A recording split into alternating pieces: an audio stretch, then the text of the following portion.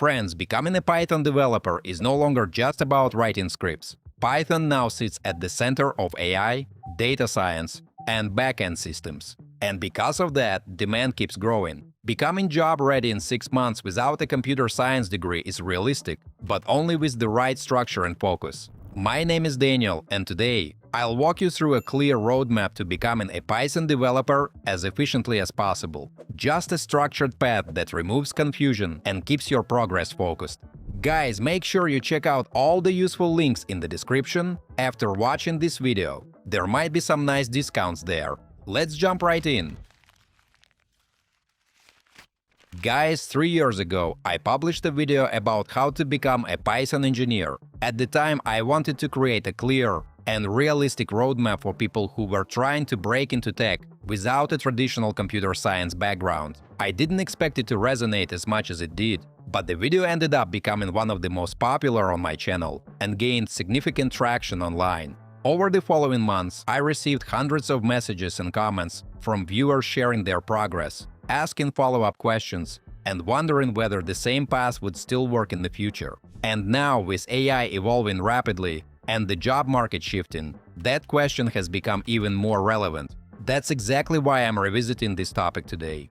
The industry has changed, expectations are different, and the skills companies prioritize are not the same as they were 3 years ago. So in this video, I want to give you an updated, realistic roadmap based on how the market actually looks right now. Mates, if you want to move fast, you need the right language. Choosing the wrong stack can easily cost you months, especially when your goal is to enter the job market quickly. Python makes that process more realistic because it balances accessibility with real industry demand. It's in high demand and easy to work with, supported by an ecosystem strong enough to power modern AI systems and large-scale applications. That combination is rare. You're not just learning syntax, you're learning a language that companies actively use in production. If you're aiming to work in modern tech fields, Python is no longer optional. Companies building AI products rely heavily on it, and most machine learning frameworks are built around Python as their primary interface. Learning it today means aligning yourself with where the industry is heading, not where it was 5 years ago. Friends, let's be realistic. 6 months is possible, but only with focus and consistency. The first month should be dedicated to building strong fundamentals and real fluency, without rushing into advanced concepts too early. Mastering the basics properly will make everything that follows significantly easier and faster. Months 2 and 3 should focus on strengthening your problem-solving skills and building confidence through consistent practice. It's the stage where you start writing small but meaningful programs, automating simple tasks, and understanding how data structures actually work in real scenarios. Guys, by month 4, the focus should shift toward building real projects that go beyond basic exercises. Instead of toy examples, aim for small but practical applications that demonstrate how you think and structure code. Even a simple API, a basic data processing tool, or a small AI-powered utility can significantly improve your portfolio and technical maturity. This is where structure becomes critical. Random playlists can provide information, but they rarely provide progression. Without a clear path, you risk jumping between unrelated topics without reinforcing core concepts. Guys, a structured learning system reduces decision fatigue and keeps momentum stable. Instead of constantly asking what to study next, you simply follow a planned progression and focus on execution. This is where a well-built Python bootcamp can make a noticeable difference. Instead of piecing together scattered tutorials, you follow a complete roadmap designed from beginner to job-ready level.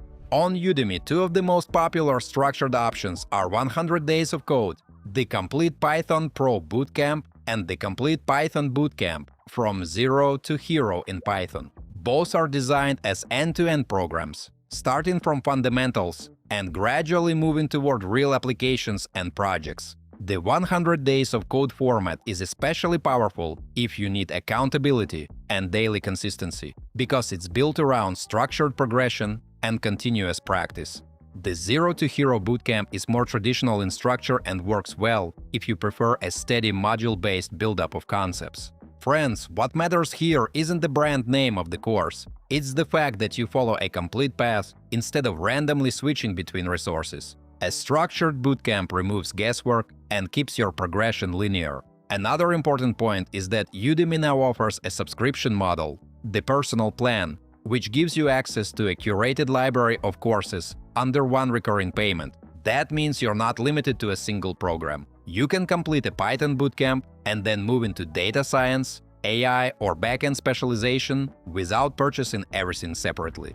Guys, before we move on, I try to make my content fun instead of boring.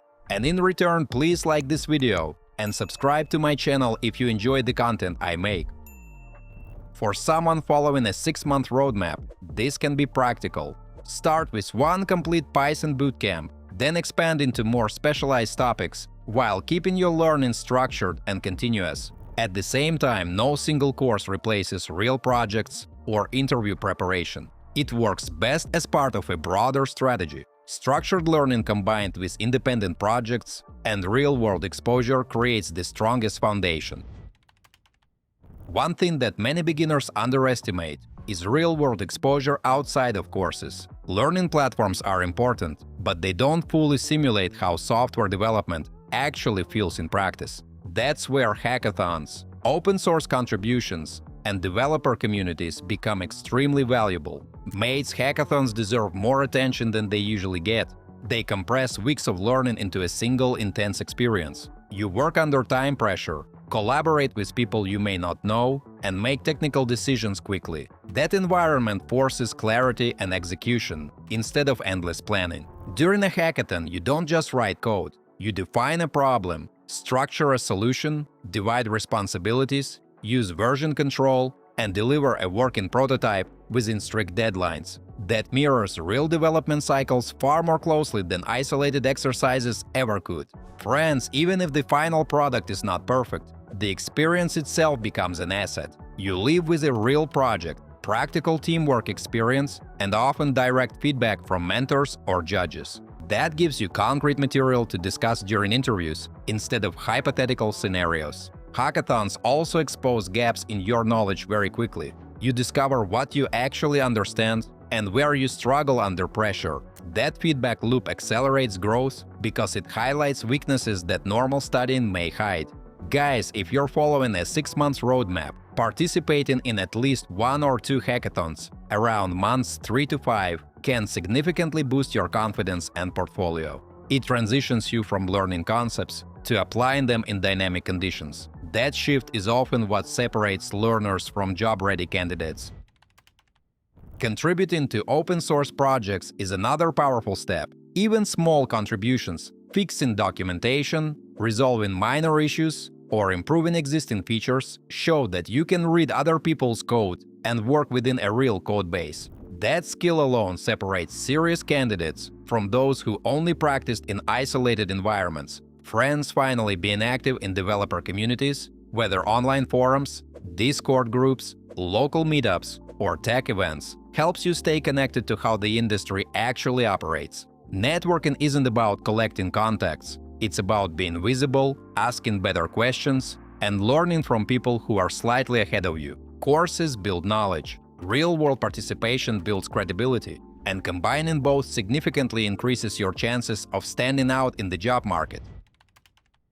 Guys, month 5 is when interview preparation becomes essential. Coding platforms like LeetCode or Code Wars are useful for developing structured thinking and learning how to approach problems under time constraints. Consistency matters more than intensity here. Solving 1 or 2 well-understood problems per day is far more effective than rushing through dozens without reflection. Folks, by month 6, the priority should be real interview experience and portfolio visibility. Upload your projects to GitHub, polish your README files, and begin applying even if you don't feel completely ready. Early interviews are rarely perfect, but they expose weak spots and help you adjust faster than endless preparation ever could. Most beginners don't struggle with Python because it's complicated. They struggle because they consume more content than they create. Watching tutorials feels productive, but progress only happens when you write and debug real code yourself. Friends, every learning session should produce something tangible. Rewrite examples in your own way, experiment with small changes, and intentionally break your code and fix it. That active process is what builds true confidence. Once you begin interviewing, treat each attempt as part of the training process. Early rejections are not signs of failure, but data points that reveal what needs improvement. Confidence builds gradually through repetition and exposure, not from waiting until you feel perfectly prepared.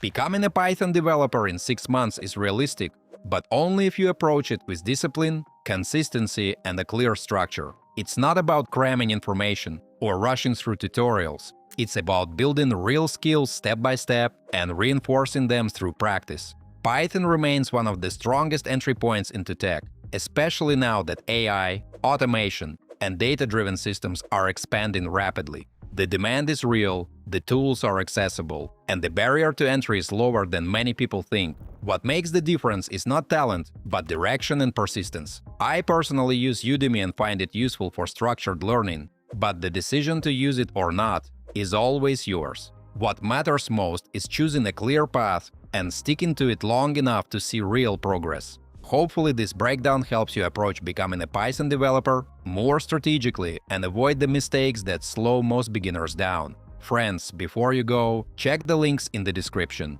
That's where all the coupons and special offers are. As usual, don't forget to like this video and subscribe to my channel. Thanks for watching, until next time.